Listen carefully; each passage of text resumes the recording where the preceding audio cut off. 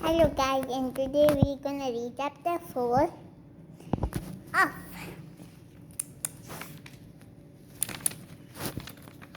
let me see. Chapter 4 is the prince mad. Okay, so let's get started. Yay!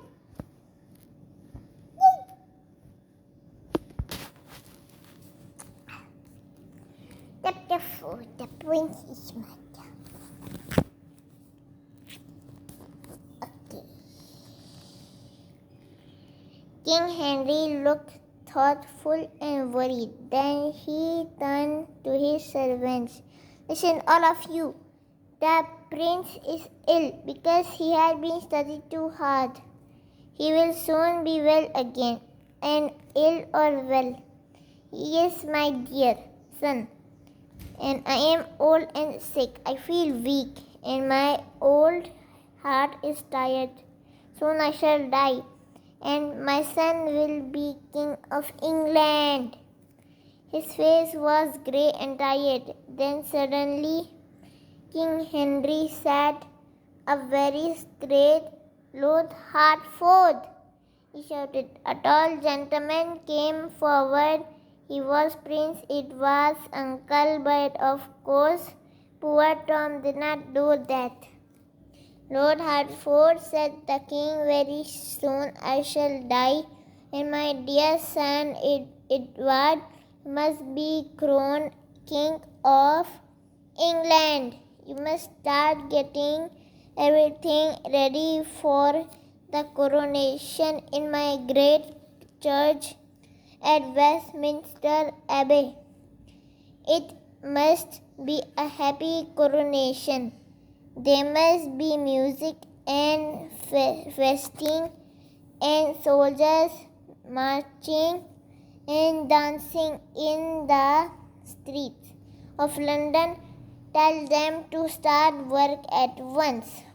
My lord, have you forgotten? Asked Lord Hertford. Planning the coronation is Lord Norfolk's job, and you yourself threw him into prison. The king's face was dark with anger, then cut off his head at once and get somebody else to arrange the coronation.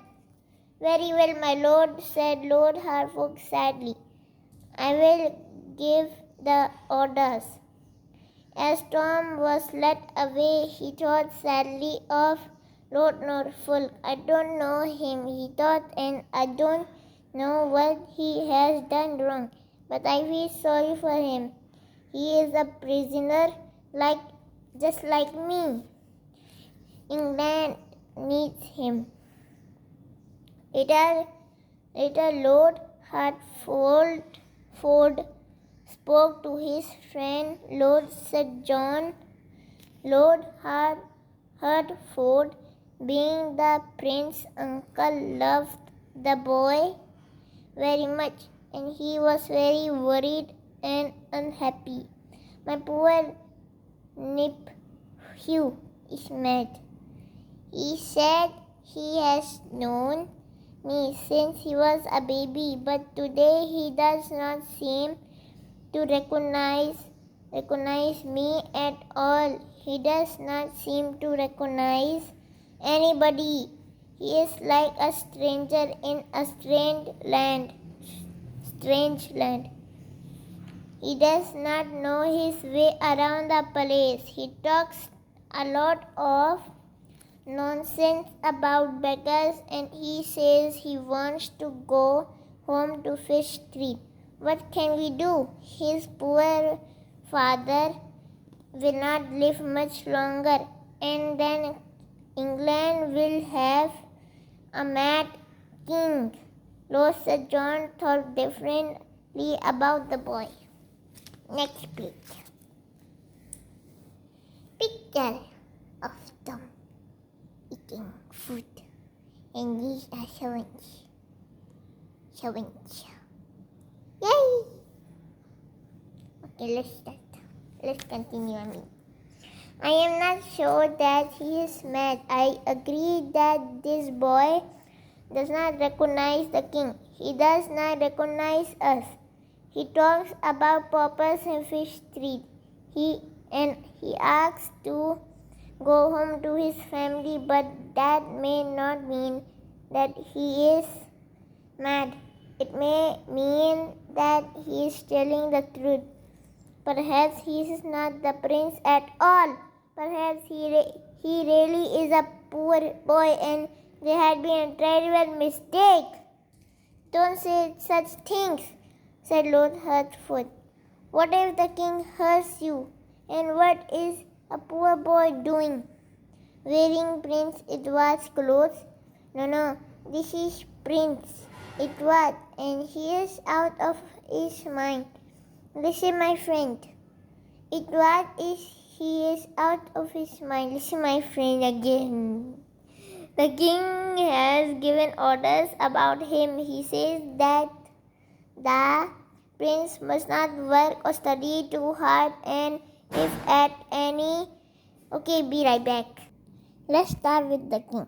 The king has given orders about him. He says that the prince must not work or study too hard, and if at any say anything, poor boy, I'm sure the king is right.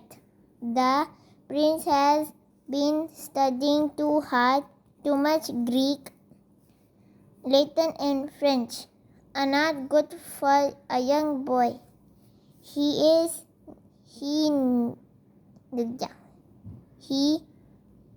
needs a holiday. Let us hope that with good food and plenty of rest, he will soon be well again. England needs him. Tom's first dinner at Paris. First dinner! Okay, let's go. Sometime later, Tom had his first dinner at the palace. A servant stood behind each chair. The food was wonderful. Tom ate it with his fingers, but nobody stared at him. The king had given orders about that. A servant put a beautiful golden fruit on Tom's gold plate. It was like a ball of gold and it had a strange smell. What's this? Asked Tom in surprise.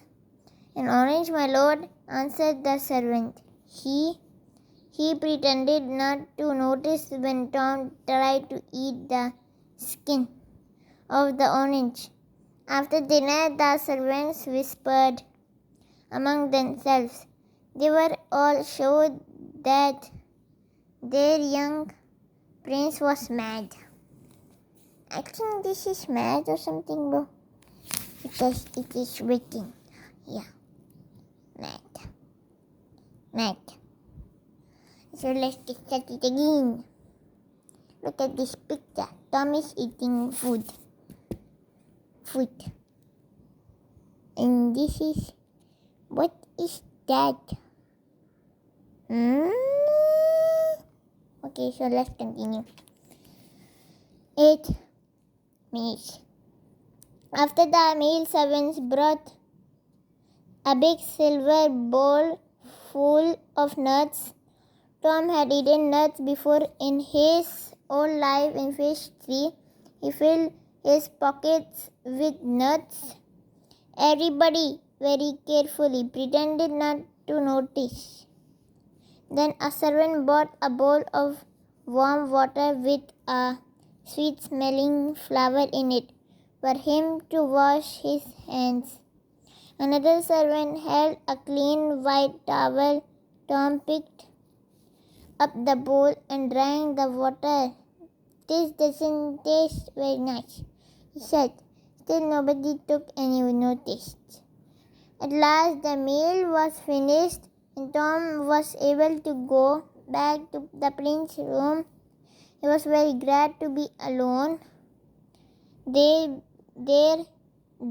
he amused himself by cracking the nuts with something heavy.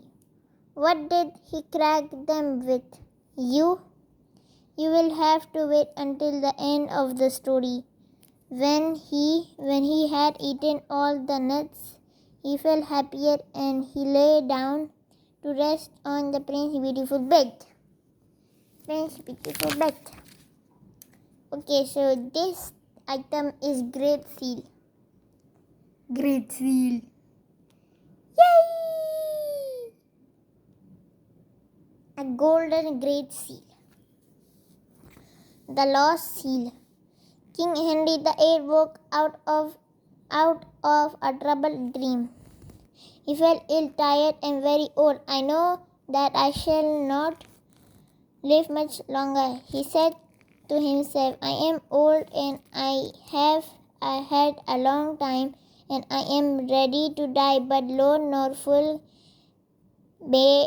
has made me angry. He must die. Before I do, I will give the orders now. He called to the servants, bring me the great seal. Now in those days, kings did not just sign their names with a pen and ink. They used a seal too.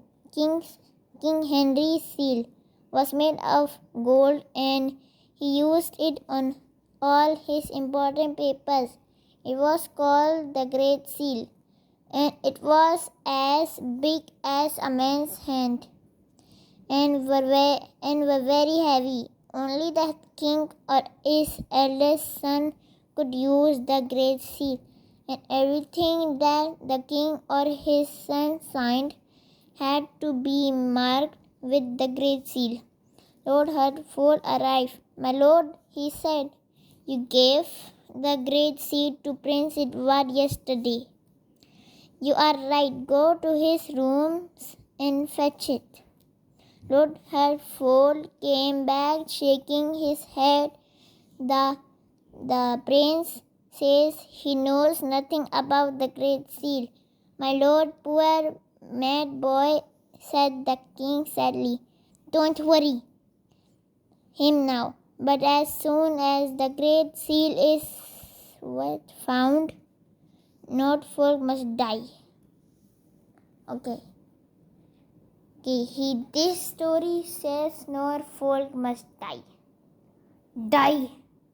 You will die. Ha ha ha. Okay, so we will read chapter 4 of The Pauper and the Prince Meet Again. Let the boy go. So we will see you soon.